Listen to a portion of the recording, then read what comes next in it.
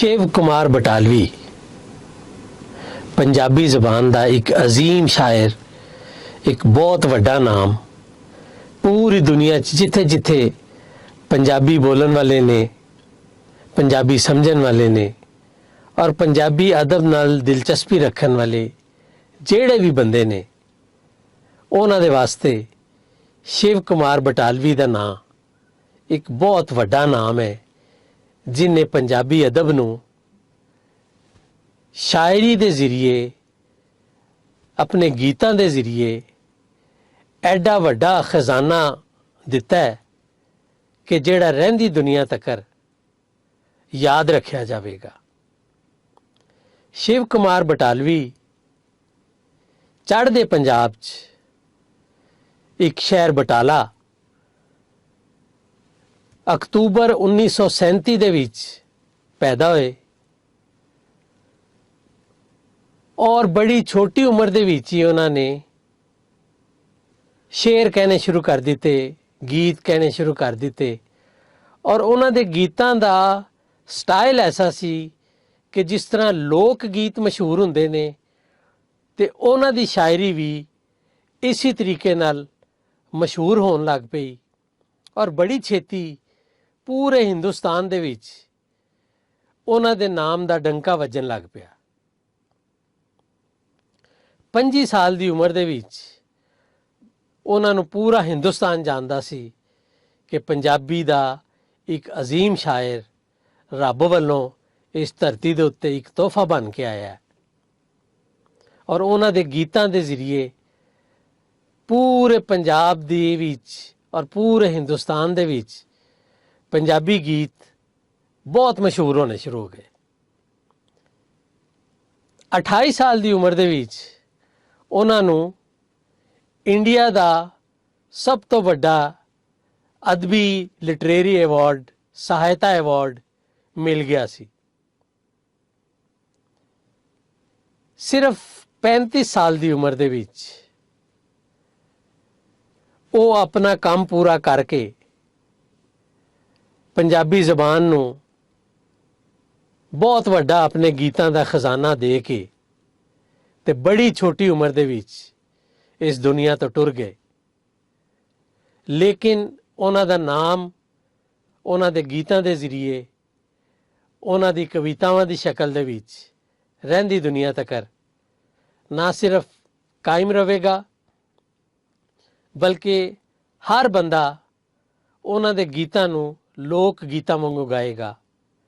अज भी पंजाबी कोई भी महफिल होवे, वो शिव कुमार बटालवी दे गीतां तो बगैर कोई गुलकार अपने महफिल, अपने प्रोग्राम मुकम्मल नहीं कर सकता। उन्हां दे गीत, उन्हां दीयां कवितावां हर जगह ते गाईयां जांदियां ने, हर बंदा उहदे विचों अपने मतलब कढदा है और हर एक बंदे दी ज़बान दे उत्ते उन्हां दी कवितावां ने। तुसी जेड़े भी गुलकार दा नाम सोच सकते हो, उस्ताद नुसरत फतेह अली खान तो लैके जगजीत सिंह तक, राहत फतेह अली खान, उस्ताद गुलाम अली खान, उस तो इलावा भी इंडिया पाकिस्तान दे विच जेड़े भी पंजाबी, भावें पंजाबी गान वाले है ने, भावें पंजाबी गान वाले नहीं भी है ने, फिर भी उन्हां नूं मजबूरन पंजाबी दे गीत गाने पैंदे ने शिव कुमार बटालवी की वजह करके। असी सारे उन्हां दा देन नहीं दे सकते। सानू सारिਆਂ ਨੂੰ ਚਾਹੀਦਾ है कि असी अपने बच्चों नूं भी उन्हां दे बारे च दसीए और जिस तरह अज असी उन्हां नूं ट्रिब्यूट पेश कर रहे हैं इस प्रोग्राम के जरिए, तो तुसी लोग भी उन्हां दा तज़करा जरूर करते रहा करो। उन्हां दे गीत, उन्हां दी कवितावां, उन्हां दीयां किताबां हर जगह ते मौजूद ने, यूट्यूब दे उत्ते मौजूद ने, गूगल दे उपर मौजूद ने, आर्टिकल्स मौजूद ने, बहुत वड्डे वड्डे रिसर्च पेपर्स उन्हां दे उपर बहुत सारियां किताबां लिखियां गईयां। अगरचे उन्हां दे बारे विच बहुत ज़्यादा वीडियो प्रोग्राम्स नहीं है, लेकिन फिर भी एक इंटरव्यू उन्हां दा BBC ਲੰਡਨ ਤੋਂ ਨਸ਼ਰ ਕੀਤਾ ਗਿਆ, ਜਿਹਦੇ ਵਿੱਚ ਉਹਨਾਂ ਨੇ ਆਪਣੇ ਬਾਰੇ ਵਿੱਚ ਕੁਝ ਦੱਸਿਆ। ਉਹ ਕਿਉਂ ਸ਼ਾਇਰੀ ਵੱਲ ਦੇ ਪਾਸੇ ਉਹਨਾਂ ਦਾ ਰੁਝਾਨ ਹੋਇਆ, ਔਰ ਉਹਨਾਂ ਨੇ ਕੁਝ ਗੀਤ ਆਪਣੇ ਗਾ ਕੇ ਵੀ ਸੁਣਾਏ। ਅਸੀਂ ਉਹ ਕਲਿੱਪ ਆਪਣੇ ਇਸ ਪ੍ਰੋਗਰਾਮ 'ਚ ਸ਼ਾਮਿਲ ਕਰ ਰਹੇ ਹਾਂ, ਔਰ ਉਮੀਦ ਕਰਦੇ ਹਾਂ ਕਿ ਤੁਸੀਂ ਜਿਹੜਾ ਸਾਡਾ ਇਹ ਮਿਸ਼ਨ ਹੈ ਪੰਜਾਬ ਔਰ ਪੰਜਾਬੀ ਨੂੰ ਪ੍ਰਮੋਟ ਕਰਨ ਦਾ, ਉਹਦੇ ਵਿੱਚ ਸਾਨੂੰ ਸਪੋਰਟ ਕਰੋਗੇ। ਅਸੀਂ ਉਹਨਾਂ ਦੀ ਇੱਕ ਕਵਿਤਾ ਇਸ ਪ੍ਰੋਗਰਾਮ ਦੇ ਐਂਡ ਦੇ ਵਿੱਚ ਖੁਦ ਵੀ ਪੇਸ਼ ਕਰਾਂਗੇ। ਅਸੀਂ ਉਹਨਾਂ ਨੂੰ ट्रिब्यूट पेश करेंगे। उसमें सीधी सी बात है कि कविता जो है ना वो एक हादसे से पैदा नहीं होती है। कुछ लोगों का ख्याल है कि शायद कविता मोहब्बत से पैदा होती है, कुछ लोगों का ख्याल है कि कविता फ्रस्ट्रेशन जब हो, जिंदगी में उदासी हो तब पैदा होती है। तो मेरा ख्याल है कि मेरे में जो कविता पैदा हुई वो उसमें सब कुछ था। सबसे पहली जो जिंदगी में वहाँ हिंदुस्तानी जिंदगी में बात है वो ये है कि वहाँ क्लासेस हैं, एक श्रेणियां हैं बटी हुई। उनमें कोई लोअर मिडिल क्लास का है, कोई मिडिल क्लास का है, उनका दुखांत है। हर आदमी, हर बाप, हर माँ एक जुए की तरह ना उसको पढ़ाती है या पढ़ाते हैं, और 10 साल के बाद वो सोचते हैं कि इसकी मुझे रिटर्न मिलेगी, वापसी मिलेगी। तो मेरे बाप भी तहसीलदार थे और उनका भी यही ख्याल था, और मुझे नहीं पता कि मैं शायर काहे को हो गया। ना तो मोहब्बत का फर्क रहा, हजारों औरतें जिंदगी में आईं, उनको स्वीकार ही नहीं किया। क्यों? ऐसी क्या बात थी? मुझे कोई दुख नहीं है मोहब्बत का या किसी बात का, जितनी शायद मुझे मोहब्बत मिली है पंजाब के किसी शायर को नहीं मिली है। तस्वीर बनी नहीं मेरे से, कभी बालों से, किसी के किसी उंगलियों से, किसी के होंठों से, किसी के पैरों से। तो जाहिर है कि आपने रोमांटिक कविता भी लिखी हो। लिखी, पहले तो सारी रोमांटिक है। एक आध हमको भी सुनाइए। जरूर, गा के सुनो। गा के सुनाइए। वाह क्या बात। मंजूर है, तो मैं किताब ले लूं? जरूर लीजिए। तो सुनिएगा, एक गीत है छोटा सा। कि पुछदे ओ हाल फकीरां दा,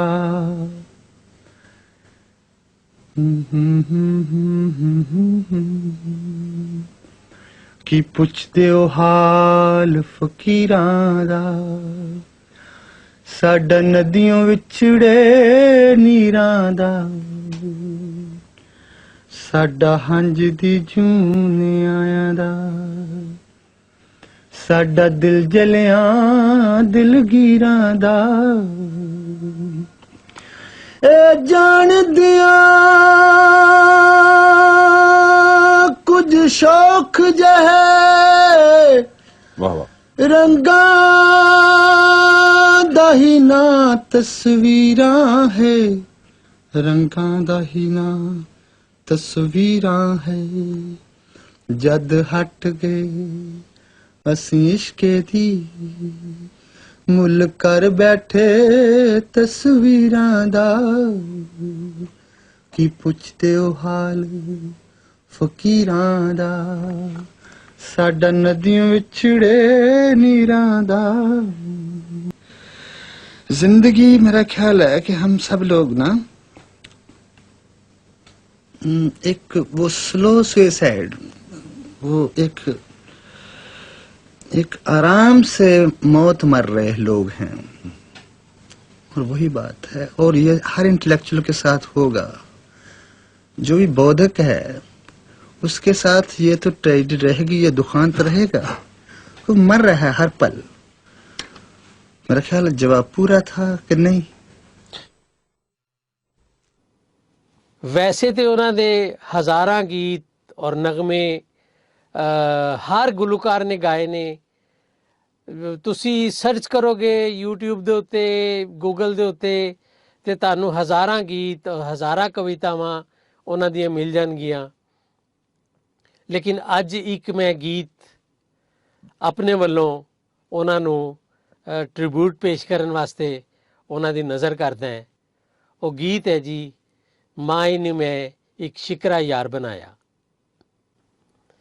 ਮਾਏ ਨੀ ਮੈਂ ਇੱਕ ਸ਼ਿਕਰਾ ਯਾਰ ਬਣਾਇਆ, ਉਹਦੇ ਸਿਰ ਤੇ ਕਲਗੀ, ਉਹਦੇ ਪੈਰੀਂ ਝਾਂਜਰ, ਉਹ ਚੋਗ ਚੁਗੇਂਦਾ ਆਇਆ।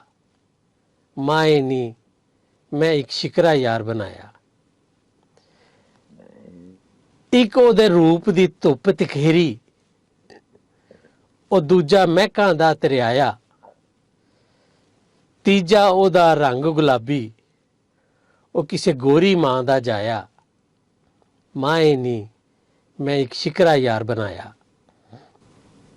ਇਸ਼ਕੇ ਦਾ ਇੱਕ ਪਲੰਗ ਨਵਾਰੀ, ਅਸੀਂ ਚਾਨਣੀਆਂ ਵਿੱਚ ਡਾਇਆ। ਤਨ ਦੀ ਚਾਦਰ ਹੋ ਗਈ ਮੈਲੀ, ਉਸ ਪੈਰ ਜਾਂ ਪਲਗੀ ਪਾਇਆ। ਦੁੱਖਾਂ ਮੇਰੇ ਨੈਣਾ ਦੇ ਖੂਏ, ਤੇ ਵਿੱਚ ਹੜ ਹੰਝੂਆਂ ਦਾ ਆਇਆ। ਸਾਰੀ ਰਾਤ ਗਈ ਵਿੱਚ ਸੋਚਾਂ, ਉਸ ਇਹ ਕੀ ਜ਼ੁਲਮ ਕਮਾਇਆ। ਮਾਏ ਨੀ ਮੈਂ ਇੱਕ ਸ਼ਿਕਰਾ ਯਾਰ ਬਣਾਇਆ। ਸੁਬਹ ਸਵੇਰੇ ਲੈ ਨਹੀਂ ਵਟਣਾ, ਵੇ ਅਸਾਂ ਮਲ ਮਲ ਉਸ ਨਵਾਇਆ। ਦਹੀਂ ਦੇ ਵਿੱਚੋਂ ਨਿਕਲਣ ਚਿਣਗਾਂ, ਨੀ ਸਾਡਾ ਹੱਥ ਗਿਆ ਕੁਮਲਾਇਆ। ਚੂਰੀ ਕੁੱਟਾਂ ਤੇ ਉਹ ਖਾਂਦਾ ਨਹੀਂ, ਵੇ ਅਸਾਂ ਦਿਲ ਦਾ ਮਾਸ ਖਵਾਇਆ। ਇੱਕ ਉਡਾਰੀ ਐਸੀ ਮਾਰੀ, ਉਹ ਮੁੜ ਵਤਨੀ ਨਾ ਆਇਆ। ਮਾਏ ਨੀ ਮੈਂ ਇੱਕ ਸ਼ਿਕਰਾ ਯਾਰ ਬਣਾਇਆ, ਉਹਦੇ ਸਿਰ ਤੇ ਕਲਗੀ, ਉਹਦੇ ਪੈਰੀਂ ਝਾਂਜਰ, ਉਹ ਚੋਗ ਚੁਗੇਂਦਾ ਆਇਆ। ਇਹ ਇੱਕ ਬੜਾ ਮੀਨਿੰਗਫੁਲ ਗੀਤ ਹੈ ਸ਼ਿਵ ਕੁਮਾਰ ਬਟਾਲਵੀ ਦਾ, ਜਿਹਦੇ ਵਿੱਚ ਉਹਨਾਂ ਨੇ ਇਹ ਦੱਸਿਆ ਹੈ, ਸ਼ਿਕਰੇ ਨੂੰ ਇੱਕ ਸ਼ਿਕਾਰੀ ਪਰਿੰਦਾ ਕਿਹਾ ਜਾਂਦਾ ਹੈ, ਤੇ ਉਹਨਾਂ ਨੇ ਅਲਾਮਤੀ ਤੌਰ ਦੇ ਉੱਤੇ ਇਹ ਦੱਸਿਆ ਹੈ ਕਿ ਅਗਰ ਤੁਸੀਂ ਯਾਰੀ ਲਾਓਗੇ ਕਿਸੇ ਐਸੇ ਬੰਦੇ ਨਾਲ ਜਿਹੜਾ ਸ਼ਿਕਾਰੀ ਨੇਚਰ ਦਾ ਹੋਏਗਾ, ਤੇ ਤੁਸੀਂ ਉਹਦੀ ਜਿੰਨੀ ਵੀ ਖਿਦਮਤ ਕਰੋਗੇ, ਉਹਨੂੰ ਆਪਣੇ ਦਿਲ ਦਾ ਮਾਸ ਵੀ ਖਵਾ ਦਿਓਗੇ, ਤੇ ਉਹ ਜਦੋਂ ਉਡਾਰੀ ਮਾਰ ਜਾਏਗਾ ਤੇ ਉਹ ਮੁੜ ਕੇ ਵਾਪਸ ਨਹੀਂ ਆਏਗਾ। ਇਹੋ ਜਿਹੀਆਂ ਹੋਰ ਵੀ ਬਹੁਤ ਸਾਰੀਆਂ ਕਵਿਤਾਵਾਂ ਤੇ ਗੀਤ ਅਸੀਂ ਆਉਣ ਵਾਲੇ ਪ੍ਰੋਗਰਾਮਾਂ 'ਚ ਤੁਹਾਨੂੰ ਦੱਸਦੇ ਰਵਾਂਗੇ।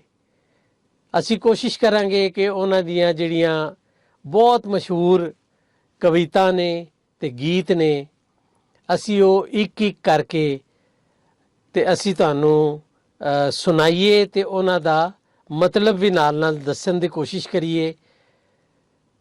ਤੇ ਸਾਨੂੰ ਉਮੀਦ ਹੈ ਕਿ ਅੱਜ ਦਾ ਪ੍ਰੋਗਰਾਮ ਤੁਹਾਨੂੰ ਜ਼ਰੂਰ ਪਸੰਦ ਆਇਆ ਹੋਵੇਗਾ। ਤੁਸੀਂ ਸਾਡੀ ਇਹ ਵੀਡੀਓ ਨੂੰ ਆਪਣੇ ਦੋਸਤਾਂ ਨੂੰ ਜ਼ਰੂਰ ਸ਼ੇਅਰ ਕਰੋ, ਔਰ ਸਾਡਾ ਜਿਹੜਾ ਮਿਸ਼ਨ ਹੈ ਉਹਦੇ ਵਿੱਚ ਸਾਡਾ ਸਾਥ ਦਿਓ। ਅਸੀਂ ਆਉਣ ਵਾਲੇ ਦਿਨਾਂ ਦੇ ਵਿੱਚ ਪੰਜਾਬ ਦੇ ਮੁਖਤਲਿਫ ਇਲਾਕਿਆਂ ਬਾਰੇ, ਸੂਫੀਆਂ ਬਾਰੇ, ਬਾਬਿਆਂ ਬਾਰੇ, ਸ਼ਹਿਰਾਂ ਬਾਰੇ, ਪਿੰਡਾਂ ਬਾਰੇ ਤੁਹਾਨੂੰ ਪ੍ਰੋਗਰਾਮ ਦਿਖਾਉਂਦੇ ਰਵਾਂਗੇ। ਤੇ ਸਾਡਾ ਵਲੌਗਸ ਜਿਹੜੇ ਨੇ ਉਹ ਅਸੀਂ ਕੋਸ਼ਿਸ਼ ਕਰਾਂਗੇ ਕਿ ਅਸੀਂ ਨਾ ਸਿਰਫ ਪਾਕਿਸਤਾਨ ਬਲਕਿ ਪਾਕਿਸਤਾਨ ਤੋਂ ਬਾਹਰ ਜਿੱਥੇ ਜਿੱਥੇ ਪੰਜਾਬੀ ਵੱਸਦੇ ਨੇ ਅਸੀਂ ਜਾਈਏ, ਤੇ ਅਸੀਂ ਉੱਥੇ ਵੀ ਪੰਜਾਬੀਆਂ ਦੇ ਨਾਲ ਗੁਫ਼ਤਗੂ ਕਰੀਏ ਪੰਜਾਬ ਬਾਰੇ, ਤੇ ਤੁਹਾਡੇ ਤੱਕ ਅਸੀਂ ਆਪਣੇ ਮੈਸੇਜ ਪਹੁੰਚਾਈਏ।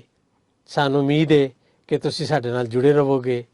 ਆਪਣਾ ਖਿਆਲ ਰੱਖੋ, ਆਪਣੇ ਆਂਢ ਗੁਆਂਢ ਵਾਲਿਆਂ ਦਾ ਵੀ ਖਿਆਲ ਰੱਖੋ, ਵੱਡਿਆਂ ਦੀ ਇੱਜ਼ਤ ਕਰੋ, ਛੋਟਿਆਂ ਨਾਲ ਪਿਆਰ ਕਰੋ, ਤੇ ਸੁਖੀ ਵਸੋ। ਰੱਬ ਰਾਖਾ।